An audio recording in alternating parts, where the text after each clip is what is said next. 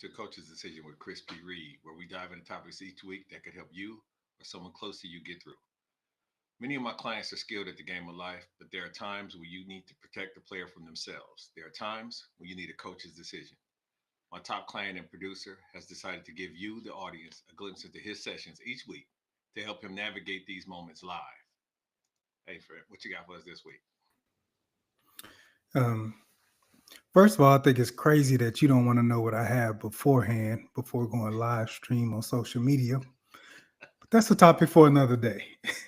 um, It would be just like a record, but just so the people are clear, the way in which we operate is I have to be trained, prepared, and ready to adjust to whatever strategy you come up with as I coach you through life or through these situations. So it can't be a situation where I get prepped and have to bring all this stuff because we're just having a adult, mature conversation about practical things. Now, there are times where I need to go back and do some research. You do bring me some heavy stuff from time to time, and I say I don't have an answer for that right now, but it'll never be a okay. situation where I don't have an answer. It might be a crazy one, but the answer is coming. So I like it. I like the freestyle.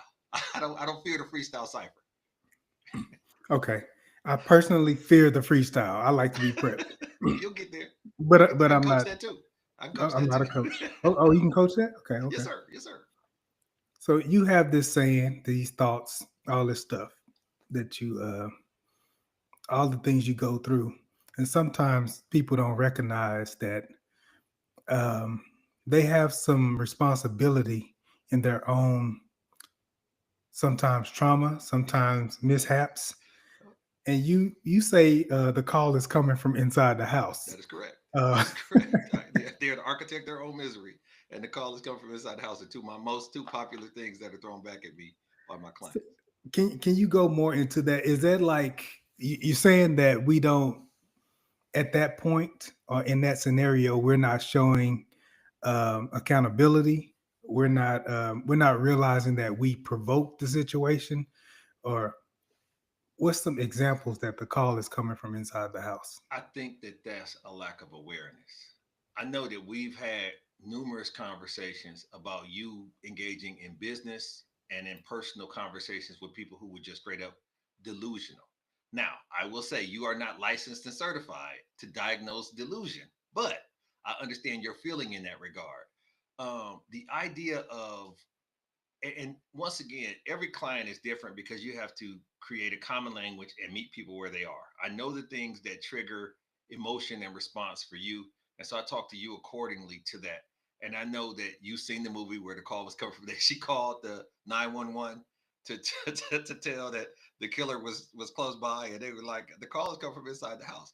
The moral of the story is you grew up in an environment where you had to keep your head on the swivel and you had to be aware of your surroundings. Sometimes in life, due to blessings, due to age, due to positive things, we can get big, fat, and happy. We can get lax. We can be caught slipping. And a lot of times, for somebody like you, it's a situation where, like I always say, the Bible says you do better when you know better. There are things that we go through, and I'm like, he knows better. So I just have to remind him that he has allowed for himself to kind of relax and get comfortable all of a sudden. I'm not saying go around and be paranoid. Don't take your boys everywhere you go because you're paranoid. But you're not living by the sword anymore. You're in a situation where you can kind of adjust yourself, but that doesn't mean completely let the guard down, leave the doors unlocked. No matter what neighborhood you live in, you still want to have a security system if affordable. You still want to have certain protocols and procedures. You don't want to have a situation where your garage is always open and all that kind of stuff.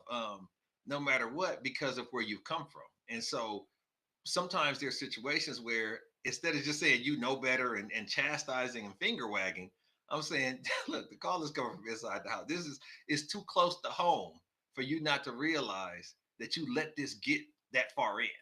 Because a lot of times the way we speak is once somebody has that type of proximity to you to affect you, you allow for that level of proximity.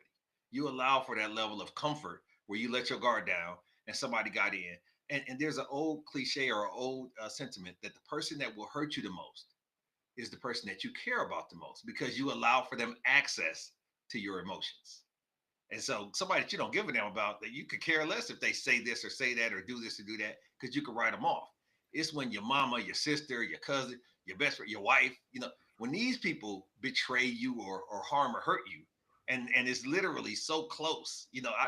I don't go so far as say sleeping with the enemy, but at least inside the house, I envision that you're in a different room and you just didn't realize that you weren't safe where you were, but you still have a chance. Sleeping with the enemy is pretty much done. Like it's it's a done deal. So that's the difference in that regard. So I think sometimes we recognize it in other people Hmm. and not ourselves. Hmm. But once we start recognizing it in other people, we can start to recognize it better in ourselves. So if we recognize it in other people, should we address it or should we just hang back? So I can give you an example. Yeah, yeah, do that. Someone a while ago, someone told me that they had ran out of gas, and the reason they ran out of gas is because Excuse. their their husband used to put gas is supposed to put gas in the car every weekend, and he didn't that particular weekend. Uh, it's a gauge in the car. It is. It's built for that. Yeah, it's built for that. So The how modern would you cars will tell respond to you that? you low on fuel. In fact, Right. I don't know if it's an old hot rod. I don't know the situation. But once again, I want to correct you and correct the audience in the fact there's a difference between reasons and excuses. This was not a reason. This was an excuse. And the idea of not preparing yourself, once again, that was a lack of awareness. When you get into a car, if you go through driver's ed, they tell you to check the gauges, check the mirrors, put your seat in the right situation to be comfortable, and then look both ways, left, right, left. All these little tricks and tips allow for you to safely get from A to B back to A. A lot of times we shortcut. A lot of times we leaning back in the seat and we not doing 10 and 2. There are certain things that's put in place not to make you not be cool, but to make you be safe. Put on a seatbelt. You know what I'm saying? Things of that nature. So if you getting in and you just cutting through and not, I'm not saying do a 15-point inspection every time you jump into your whip. I'm not saying that. What I am saying is if you got a modern car, it's giving you all kind of sensory information to a tire pressure being low and a this being that, and you need to take it. My car told me no, my wife told me my car told her 2 weeks ago it was ready to go in. So I got to make an appointment because the car said it was time to go in. Then her car texted me last week and said, hey, she got a recall. Bring her in. You know what I mean? So if you lean into the Nice. modern, faculties, you in a better situation. But the moral of the story is when that happened, you gotta eat these L's. You gotta say, shit, I didn't. You gotta take culpability, and that's what we talk about with you. We talk about deflection all the time. You have a lot of conversations with grown-ups that tend to deflect and try to cast aspersions on others. Well, if they had done this and they had done that. The one thing when I used to coach football was I would always tell my kids at some point in time, you can't blame the refs, the weather, the play call, or the coaching. You have to look at yourself and say, what could I have done to make that situation better? Now, if you feel like I did everything I possibly should have and could have to make that a good situation, now you can move on to start pointing fingers and calling people out because you armed up. You good. Anything they say, you got to come back for. But start with you. Check in on yourself and do that. So in that situation, she didn't really have an excuse because regardless of what had happened every other time, this was not that time, and you were the one inconvenienced and stranded. You was the one that had to feel that. Will you do it again? I would love to have a conversation with that person and say, how many more times did you get in the vehicle after that you didn't check the gauge? Because you can get big, fat, happy, and comfortable and not realize the call is coming from inside the house. It's easy to do, especially when you're in a loving, caring relationship where somebody allows you to get lazy. So Kendra said, I think that you're talking to my mama, but I told her she was too dependent on her husband. She has a mind of her own. Think first. It does sound like I know you can't see the comments, but it sounds like you were speaking to that. I was not. This is just sage wisdom, right? It's like the old folks say. People didn't even go to school. The reality of it is, shit happen. Like it's gonna happen.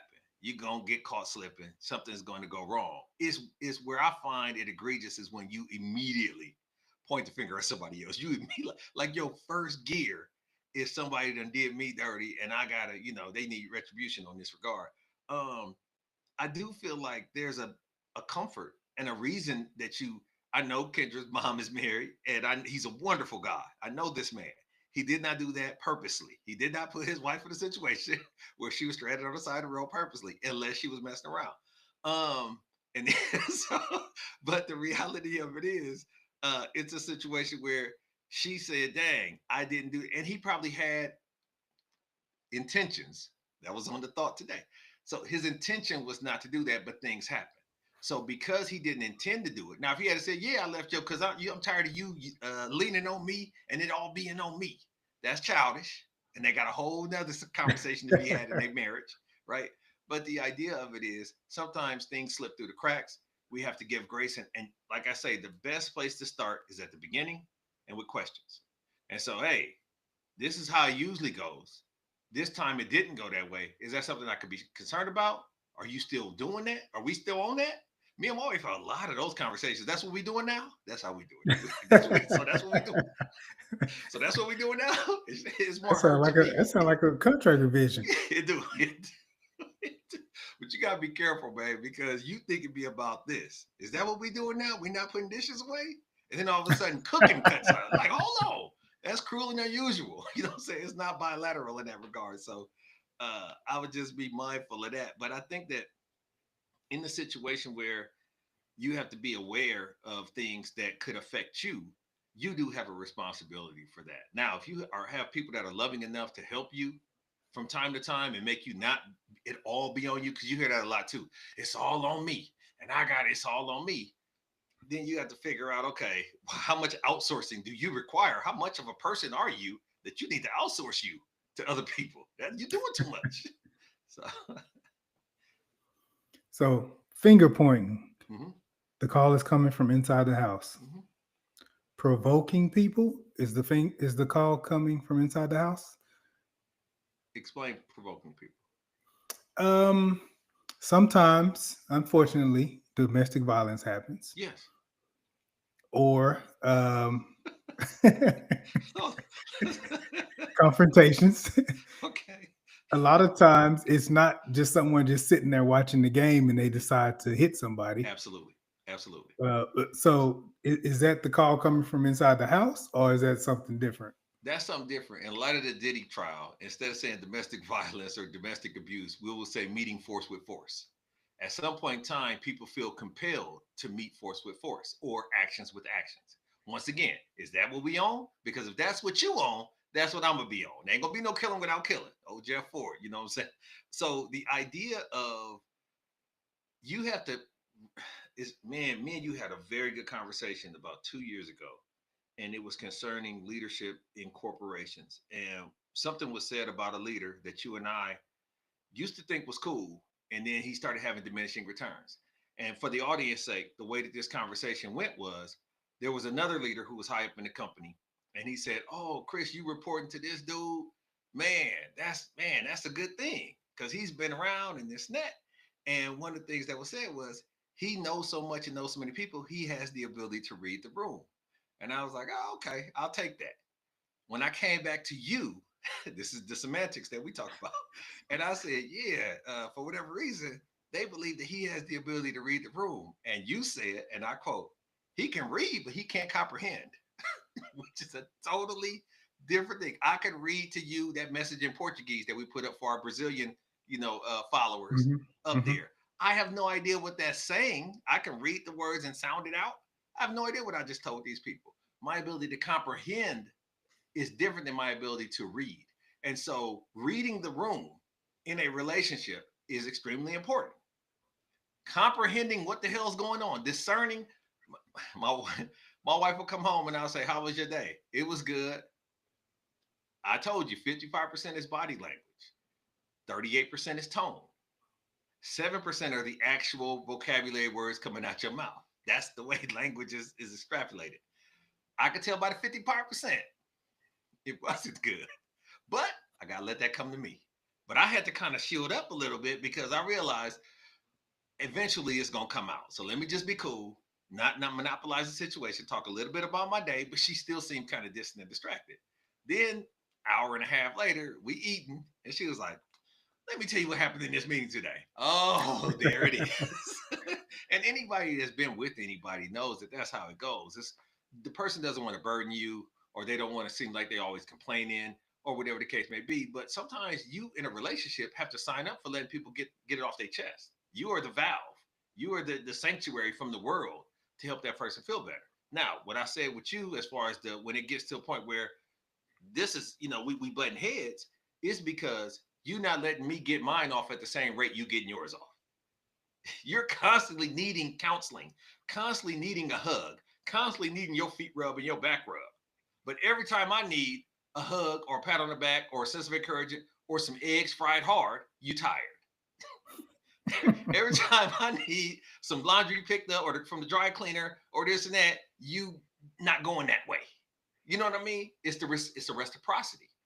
I think that if you can maintain that balance, then you don't end up in a situation where, and that balance is also balance of communication. If you've ever been in a relationship where you look up, and I don't think we haven't done too much counting. We might have to do that with the last session.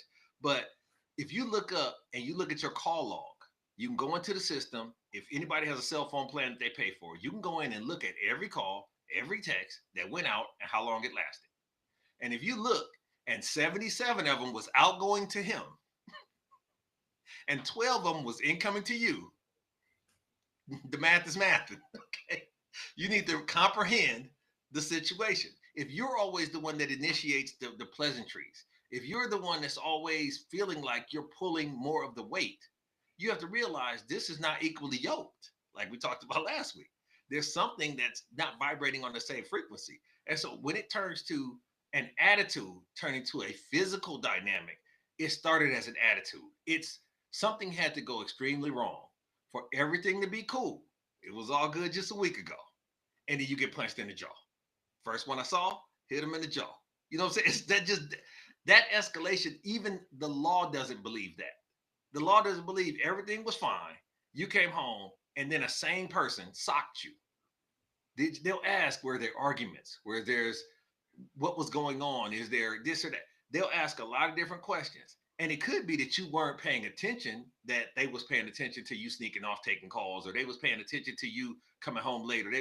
But the reality of it is, it doesn't just go violent immediately for no good reason. And I'm not saying there's justification there. What I am saying is, if you're reading the room and watching your surroundings, peeping the scene, it's rare that you get caught off guard with physical violence. So I think that's a little different than the call coming from inside the house, because that's a complete, not only a lack of awareness, but you're being negligent to your own health and safety. That's a totally different level to me.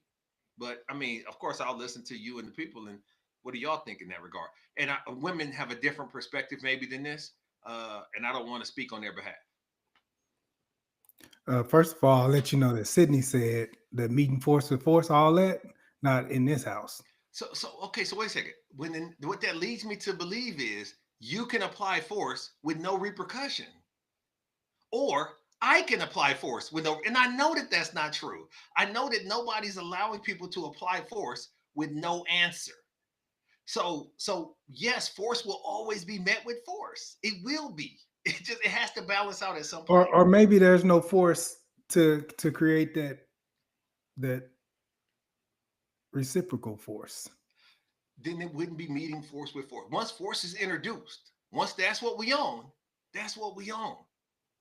You got to be careful for people that act a certain way and then apologize their way out of it and make excuses as to why they were behaving badly and things of that nature, because that can become problematic and consistent in relationships. But I do not believe it's a situation where it's okay for you to go upside his head and do all these other things. But then if he does it, you were so much smaller than him, and you play basketball. You play basketball, I play basketball. It's the Shaq thing, right? He's so big, he should be able to take these fouls. That's not how fouling works. If you look at the definition of fouling, these are technically and legitimately fouls that are occurring. Just because I got a woman that is 6'4", 218, it shouldn't be okay for me to punch her like a man because she's bigger than men. Because that's kind of what is being said is, if you can take it, it's okay for me to dish it. But as soon as it becomes back as an opposite reaction or a different level of force, then you become a victim. We see that all the time, where somebody will go off like that woman that was talking about that little boy in the park. She was talking real reckless.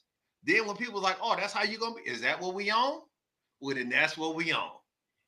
You know what I'm saying? So be mindful when you are willing to apply force that there may be an equal and opposite reaction, or there may be some reciprocity to the force that you are willing to apply or the attitude that you're willing to extend. Daniel says, "Ain't no free licks." Not free lunch, free licks. I agree with that. Yeah, it's a. Unless it's a lollipop. I don't even know if them free. You know what I'm saying? I just don't believe in gratis in that regard. But I do think that you have to be mindful when you get yourself in a situation where you feel like you can act with impunity. If you respect and love any person, any business, any relationship, any job, don't just think you can do whatever the hell you want and you that cold that they will never you won't get your comeuppance. Kendra said, "I have to be silent. Sometimes my force, make it big on the screen, may hurt. Matching energy is not always the best thing to do." Oh, it is. It is. This is my belief. If some relationships are toxic and people love toxicity, the reason why I believe matching, we talked about equal, now we're talking about matching. Matching energy is never a bad idea if you're calibrating the energy, because sometimes people don't know their strength. Sometimes women have hurt my feelings. And when I hurt their feelings back and explain the level of my feelings on the chart, they realize, oh, I didn't realize what I was doing was making you feel a five until you made me feel a five. I was like, I've been telling you I was a five. Yeah, but you wasn't destroyed and crying in your hands and all that. I told you I was a five. You have to believe me. Either you trust me or you don't. Any idea of matching anything is a level of reciprocity that we spoke about previously, where you're exchanging good and bad to create balance. It's all about creating balance. Now, what is not a good idea is to withhold or hold back because you're assuming, presuming, or figuring somebody else's level of emotion, somebody else's level of ability to absorb what you have. Because when you start diminishing and hiding yourself, you're being fraudulent in the relationship. Then when the real you comes out, it's a shock to everybody because this was never you. This now you going off and cussing and all this stuff that you never cussed before. Now you've gone crazy. But the reality is, no, I was just fake for 3 or 4 years. This is the real me. Whose fault is that? That's then your fault because you were not presenting to the true, authentic you in a situation where you were trying to build something long term. Now, if you're just there for fun and just hanging out and stuff, then save some for yourself. But you'll never know how much you'll get out of any association until you're willing to give to that association. I had a job one time in Atlanta where the girl said, if we make $18 an hour, I'm only giving them $10 an hour worth of work. And I could not understand it. Like, she was dead serious. She didn't want to feel cheated at the job. And so when I got promoted a couple times and talked to her again, she was like, I just can't see. It's because she started making excuses as to why I was promoted, as opposed to me doing 18, 19, $20 an hour worth of work and getting what was received from that effort. You got to at least try. Now, sometimes you're going to give the effort and you're going to realize this person's not worth all of me. This person's not worth it. And then you have to make a decision. How long do you give it before you pivot? But if you just holding back, you become the person that you've been holding back from eventually. The quote is, I pretended to be the man that I wanted to be until I became him or he became me. And if you pretend long enough, you will become that man, that woman, whether you want to or not, because that's just nature of conditioned response. So I don't agree with Kendra in the regard of holding back and not matching force with force. If that's what they own, you have the ability to be on that too. You can't let them punk you and act like you ain't the prize or you ain't capable or you're not on their level. Why would you want to be with somebody that feels like you're beneath them and not on their level to come back like that? I want that action. So just Chevy Chev said, "My force is silent." And as long as your partner's force is silent, this will work. Real simple. Real simple. Is Think about the concept of you being with a partner and they're loud and obnoxious and overbearing, and you're a nun. You're a monk. You never, that looks crazy as it sounds because it's crazy. You have to have people that are willing to feed off of each other and feed into each other. And if your thing is shutting down and making that person guess, they're probably going to guess wrong. Now you're mad because they're guessing incorrectly. That's you, not them.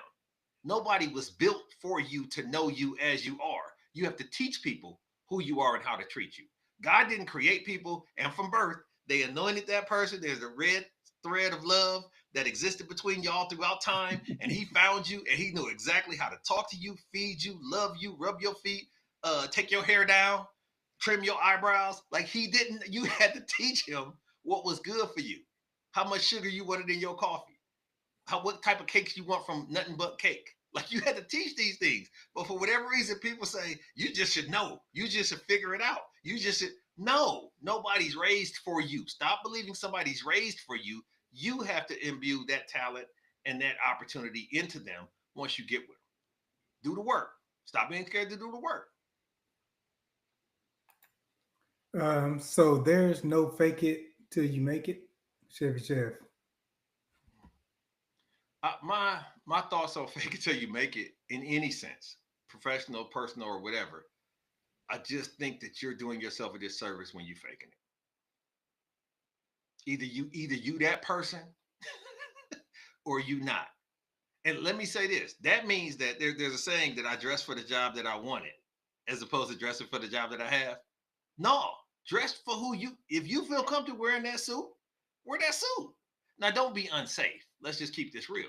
But when you say fake it, you wasn't faking it when you was going to night school and dressing nice and taking care of yourself and being well groomed and speaking the way you spoke and all that when you was in the mail room or you was on the call center floor. You was being authentically yourself. And then what happened was people started to see that and said, he doesn't belong here. He should be leading people. He should be here. And then eventually you raise up to the level that matches your energy, that vibrates on your frequency. So I would never fake it because then you'll end up looking back on your life and saying, I shouldn't have done that as long as I did that. I shouldn't have been in that relationship, that situation, that job as long as I was in it because I was acting, I was going along to get along. And I was acting like something that wasn't natural to me or comfortable to me. And then it ultimately became comfortable. It's the boiling frog syndrome. So I sent a video on the second session to a lot of my clients, and it's a boiling frog. And the concept is this: if you have no frogs are harmed in this analogy, but just listen to the analogy. If you have a pot on the stove and the water is boiling, and you take a frog and you throw it into the pot, the frog will jump out of the pot immediately because it's been shocked and scalded. If you take that same frog, put it in the water, and the water is room temperature, and you turn the eye on low, and the water starts to heat up, the frog will sit there in that water and adjust to it until it boils to death. Because things can become comfortable over time. It's called a frequency illusion in psychology. You can get comfortable with dysfunction. You can get comfortable with bad situations, bad credit, being overcharged or being treated and talked to any kind of way. You can get comfortable with that to where that's all you know, and then it's hard for you to get out of that and get better. So I don't believe you should, if you have the ability, fake it. Don't fake it. Be you and see how that works. Now, if you can come back and tell me, I'll give a free session to the person that tells me I was myself and it never worked out. And the reason why that session will be free because it'll be a 5-minute session where I tell you you were in the wrong environment. Yeah, that wasn't for you. That place that you were couldn't hold you. They weren't for you. So you had to move to do something that was more aligned with who you naturally are. You'll never strive for happiness or be happy in life or settled in life if you're constantly feeling like you are feeling like you're faking it. Okay, let me do a rapid fire with you real quick All right, because cool. You like a got lot it. of questions came in. Okay, cool. Um, your comment to nobody is smarter than you Mm-hmm, about you than you. My mm-hmm. opinion. Okay, That's from okay. Daniel Young. No, what do you mean nobody is smarter than you than you? Nobody's I smarter than you about you than you. no. So I don't know if I'll put it that way. Let me say this: people only know what they see. So if you faking it, then all they can go by is what you faked to them. So yes, you knowing the truth, haha, is going to make you more aligned with what's really going on. But there are people who are trained like myself, or people who understand people, that if you tell them the truth, they can assess the situation that you're too close to be able to advise you from an outside looking in, a cold eye perspective. Hey, you hot on this. Take a step back and let me tell you what I see, and you tell me where I'm wrong. That's what brothers do. That's what friends do. It's like, hold up, you kind of head over heels. Why? And then you give me the rationale, and I say, okay, I give you that. Or have you thought about this? Have you thought about that? So, in the idea of somebody being smarter about you, only that only works if you're being transparent and candid with what you're presenting to that person. Because I can only give you what you give me in that regard. And if you're trying to fool me and fool yourself, there's nothing that can be done. But I'm not gonna take the F because I wasn't smart about you. I was smart about you as I knew you, as you presented you, and I'd win that in the court of law. So how do you match energy without bruising egos? Because some people have real fragile egos. That's from Kendra. Hold on one second. My headphones went out.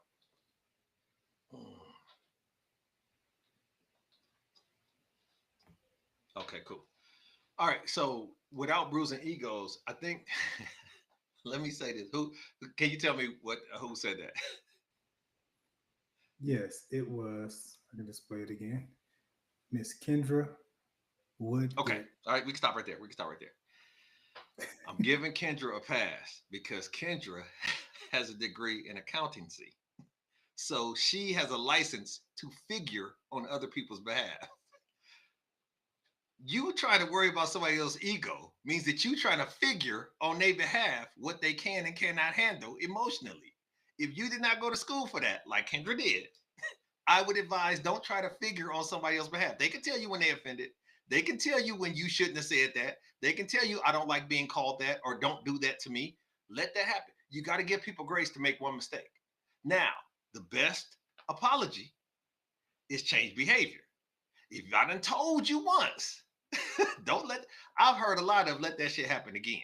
I've heard that a lot, and then I have a choice to make. Am I calling bluffs, or am I letting it happen again to prove that this is what I'm on? Is this what we on? So, in the idea of worried about, concerned about bruising egos, or concerned about how somebody perceives your natural feelings, your honest feelings, my hope is that you would have assessed yourself and said, "This is something that's on my spirit. I got to get this off." And then you go to that person that you care enough about to be honest with and say, look, this has been on my spirit. This is how I see it. Tell me where I may be incorrect or I'm not seeing the full picture. And you give them the opportunity to assess the situation. There are situations where women always say, give me the chance to make a decision for myself. Don't hide things for me or act like you know me better than I know myself. Give me the opportunity. I would say the same thing. Give that person the opportunity to say they've been offended or egos have been bruised. But when you start conjuring these things in your head, then it creates a situation where you're creating a narrative that never existed. And when you finish that relationship, that person hasn't gained anything, learned anything, or understand why it didn't work. And that's unfair.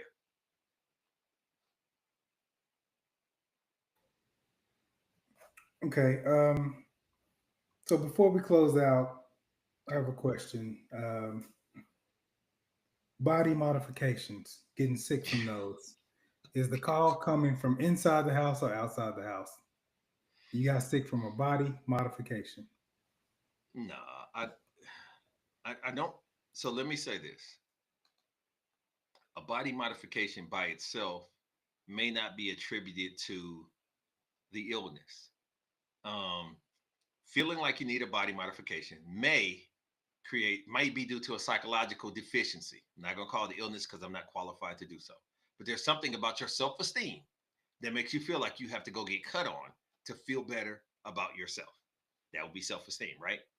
Any idea of creating an illness from it, I would take that back to you get what you pay for. So, yes, I've not heard of the body modification that was done in Beverly Hills by the dude's own botched and somebody ended up being sick in the hospital, or else that would have been followed by a lawsuit. I have, though, heard about body modifications done in Tijuana, Mexico, or in Colombia, where there is no take backsies. There's no refund. It goes in there and says warranty as is, and you pay $37.84 for a body modification, and then you're upset that what happened to you may have been haphazard, or it may not have been the greatest thing because of what you the route in which you took.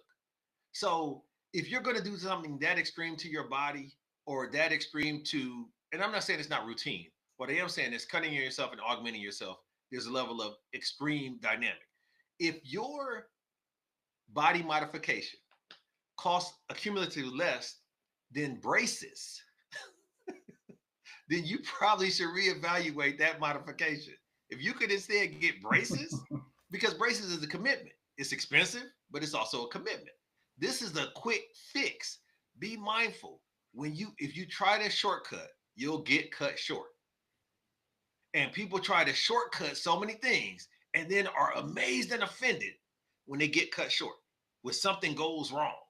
You know what I'm saying? And I'm not saying that nothing goes wrong when you have the top doctors and whatever. Kanye West's mom died from, and he had money to get her, the best surgeons or whatever. But you got to be mindful when you start cutting and altering things, things can go wrong. The best decision is to abstain, right? That's how you don't get pregnant. That's how you don't get these staph infections. That's how you just got to stay away from it if you're concerned about that. Now, if you are a gambler and you willing to roll them dice, me and my brother talk about this all the time. He a gambler. So he like, shit, I was willing to take that L. I was willing to, whatever came from it, came from it. I don't have that strategy, that emotional aptitude to be able to say whatever happens, happens. I'm more of a control maniac than that. So so any question or the answer to your body modifications, I believe that if it causes hurt, harm, or danger after the fact, the first thing I would say is what was my investment going in, and how much assurances and waivers and things of that nature that I was I forced to sign to kind of hint me. This is comprehending. You read the document. Did you comprehend what that document was saying when you were signing over all of your repercussions for these, cement bottoms and balloon tops? Okay, so the notes I took from the whole session was a way to avoid the call coming from inside the house Mm-hmm. is to not really dwell on the past, but to focus on the resolution.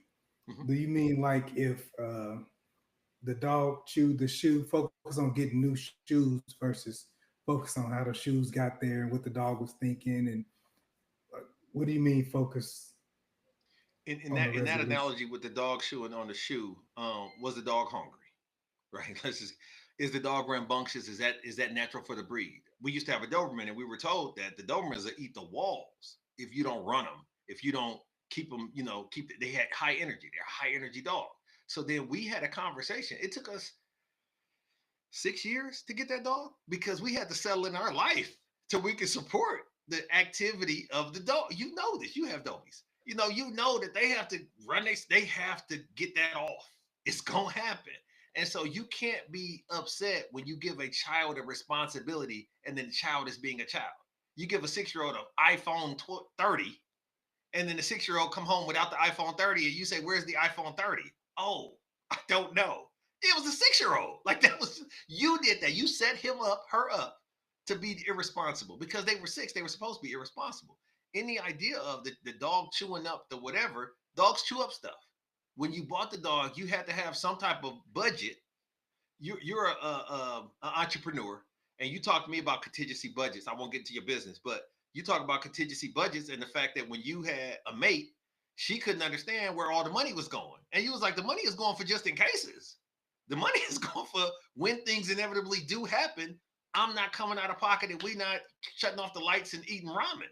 Like that's where I have to be mindful and responsible enough to accept whatever responsibility or situation that I place myself in. So when the dog chews up the shoe, you want to say, okay, dang, I had a good run. That dog that ran by 37 pairs of shoes and happened to get this one. I have a friend of mine, a good friend, where the dog chew up her glasses and the dog's no longer there. I can respect that. I can respect that. She was like, oh, one and done, NCAA tournament. Okay. But in order to, she didn't kill the dog or anything like that. But the moral of the story is The dog chewed up the glasses, and that was, I can't get over this. Every time I look at the dog, I'm angry about the glasses. This is a metaphor for relationships. When somebody does something that you can't get past, do not try to fight through it when you know you. You got to move on, because you know every time I look at this person, I'm going to be reminded of the malfeasance. I'm going to be reminded of the negative impact that I felt, whether it was intended or not. I felt something bad, and I know me. I can't get over it. I got to move on. Good, bad, or indifferent. And I don't have to explain it to anybody. I don't have to explain why I got rid of my dog because my dog ate my product glasses. I don't need to do that. I'm getting rid of the dog. Done and done. And then you feel like, okay, something happened. I took control and I made a decision. And there's something liberating about that ability to make those decisions. So in the idea of the dog eating the shoe, you got to say, is this dog more important than the shoes? How many shoes? Once again, how long do you give it before you pivot? How many shoes can this dog eat before this dog got to go for the ride? Right? Like, what do we got to do here? And so those are decisions that had to be made. That's my response to that. All right, I appreciate you. Appreciate your thoughts. Appreciate your time. Tell us about the dream, Coach. No dream. No No dream. dream? No dream, How man. can you be reached? No dream. No dream. I had a so congratulations to my daughter. She graduated from school last week. And so I spent time attending that graduation, and just I realized that as we assess dreams, and you and I talk about it all the time because you're the dream master, when your mind is occupied and singularly focused, it doesn't give my mind. I have the kind of mind that dances all around and does things that I wouldn't normally do in my dream state. But because I was so focused on that, I was going to sleep knowing I had to get up at a certain time, and waking up before the alarm, and all of that. And I just didn't get a chance to really relax in my dream state. And it was funny because I was trying to force it last. I took 2 naps today trying to get a dream in, and was like, it ain't gonna work. I just, and it's okay. It's okay. I realized by having this platform, everybody doesn't remember their dreams. People people comment on that. But so that was the situation. I would like to say thank the folks who commented on the episode from last week where we were paying tributes to mothers by speaking of or commenting on your first fond memory of your mother. If you have not got a chance to go and provide that tribute to your mother, that'll be on YouTube forever. Go back into last week's episode, session 10, click on it, and comment your first fond memory that you have of your mother. I think we had 2 or 3 that were out there. That was kind of cool. But there's still a chance to do that, even though Mother's Day has passed. Happy belated Mother's Day to those who weren't here last week. We did a special, little thing for that.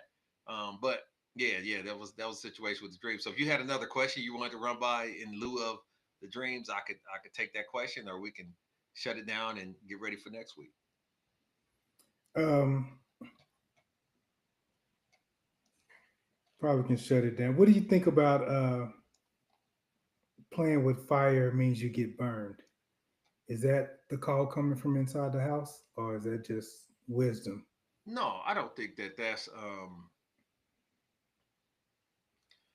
I heard a statistic that I talked to my wife about last night, and the statistic is, if you had to say, and this might go over some people's heads, so I apologize. I'm talking to my client. What percentage of NBA players have a injury throughout their career that require surgery or significant time off? What percentage of players are exposed to an injury like that in the NBA? 75%. 100%. Oh, 100. There's a Okay. 100% chance if you're in the NBA, you're going to get injured. If you're playing with fire, depending on the frequency in which you play with anything, the repercussions of that thing is going to occur. So because you're comfortable playing with fire, you getting burned is not a negative to me. It's what is it, a job hazard, or it's part of the responsibility. You know what I mean? If you type for a living, you will get carpal tunnel, or you at least get stiff joints. You'll have a higher degree of getting arthritis or something to that degree. So yeah, you playing with fire, you have to identify what is fire or what is hot, and if you're willing to be in that situation. Once again, I believe when you use the term play, now being exposed to fire when you get burned, no, not at all, because you know how to move back. But if you playing around, if you playing around, it's inevitable. It's going to happen.